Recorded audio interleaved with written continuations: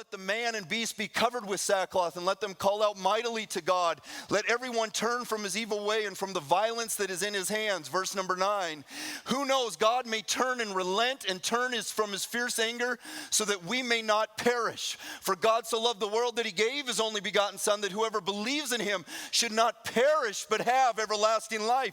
This city was overthrown with the love of God. It was not overthrown with fire. It was overthrown with the love of God's fire, the fire of God's love. It was overthrown with grace. It was overthrown with the Lord. And listen, we are trying so hard to get people to God, but that's not our responsibility. It's God's job to get people to God.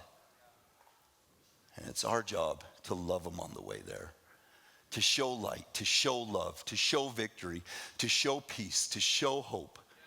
Verse number 10.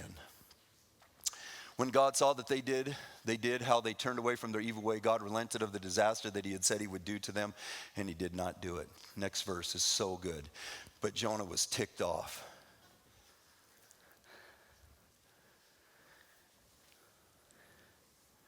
But they're gay. You don't know what they've done, Lord. Went up on a city and he was sitting on a hill. He was angry because judgment is cruel.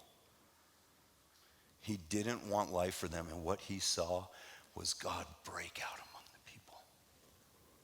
And I tell you what, you got to move past all the things that you're believing, because God does not see the habits.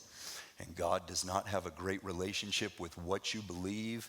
And God doesn't have a great relationship with all you've done. God has a relationship with who you are. God sees our hearts. Why aren't people hearing the message, and why aren't they responding to the message? Maybe because it's not the message that God has. Is it a word the church can hear, but those on the outside can't? Is it a word that you can take to others who are not like you and leave the changing in God's hands?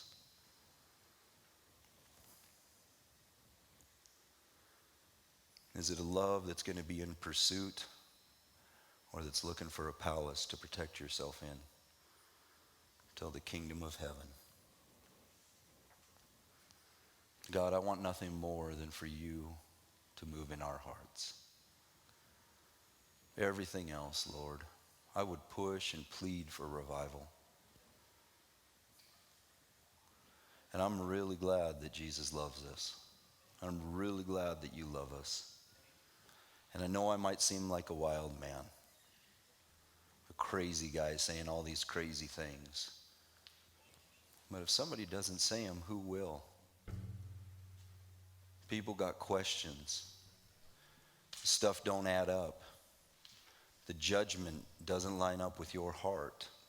The tyranny doesn't line up with your truth. The hostility doesn't line up with your holiness. Feels like we're hanging by a thread, and all I ask you, Lord, is for a place where people can come to know you. Don't know how to do church and don't know how to do all those things, but to love people where they are, we can do that.